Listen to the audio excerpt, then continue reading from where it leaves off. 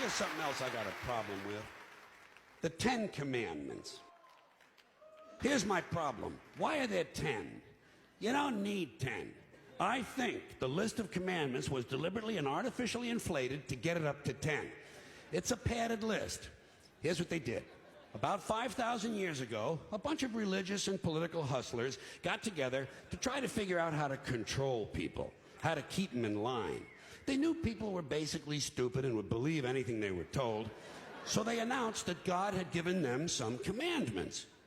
Up on a mountain, when no one was around, God had given them the 10 Commandments. But let me ask you this. When they were sitting around making this shit up, why did they pick 10? Why 10? Why not 9 or 11? I'll tell you why. Because 10 sounds official. 10 sounds important. They knew if it was 11, people wouldn't take it seriously.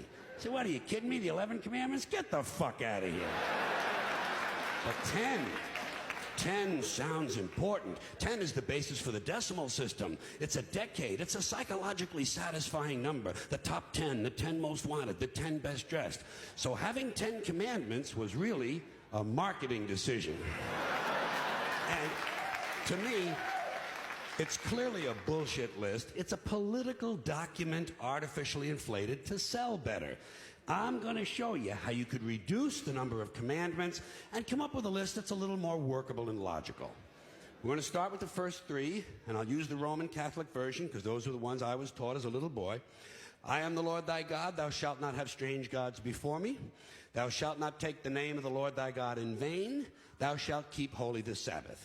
Right off the bat, the first 3, pure bullshit. Sabbath day, Lord's name, strange gods. Spooky language. Spooky language. Designed to scare and control primitive people. In no way does superstitious nonsense like this apply to the lives of intelligent, civilized humans in the 21st century. You throw out the first 3 commandments, you're down to 7. Next, honor thy father and mother. Obedience, respect for authority. Just another name for controlling people. The truth is, obedience and respect should not be automatic. They should be earned. They should be based on the parent's performance. Parent's performance. All right?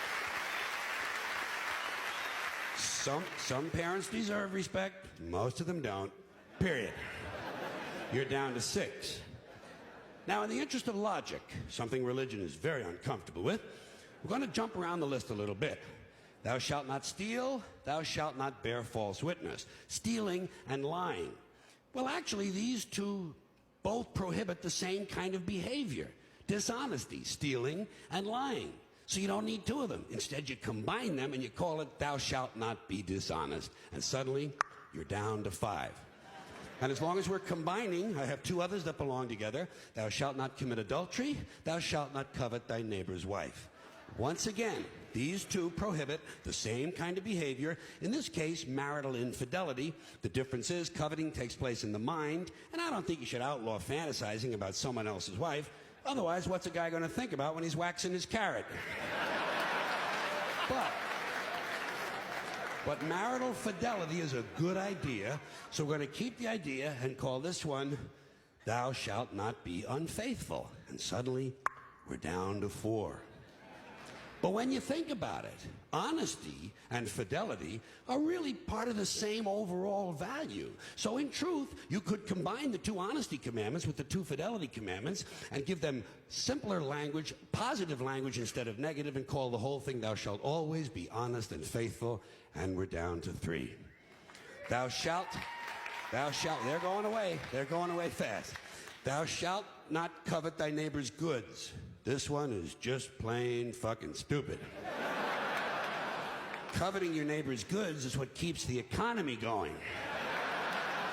All right? Your neighbor gets a vibrator that plays "O Come All Ye Faithful." You want to get one too. Coveting creates jobs. Leave it alone. You throw out coveting and you're down to 2 now, the big honesty and fidelity commandment, and the one we haven't talked about yet, thou shalt not kill, murder, the 5th commandment. But when you think about it, When you think about it, religion has never really had a big problem with murder. Not really. More people have been killed in the name of God than for any other reason. All you have to do... Sure. Yeah. Uh-huh. All you have to do is look at Northern Ireland, the Middle East, Kashmir, the Inquisition, the Crusades, and the World Trade Center to see how seriously the religious folks take thou shalt not kill. The more devout they are, the more they see murder as being negotiable.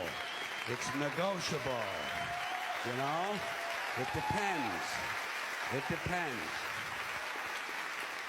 It depends on who's doing the killing and who's getting killed.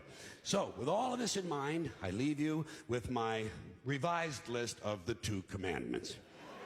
Thou shalt always be honest and faithful to the provider of thy nookie. And thou shalt try real hard not to kill anyone, unless, of course, they pray to a different invisible man from the one you pray to. 2 is all you need. Moses could have carried him down the hill in his fucking pocket. And if they had a list like that, I wouldn't mind those folks in Alabama putting it up on the courthouse wall. As long as they included one additional commandment, thou shalt keep thy religion to thyself. Thank you. Thank you.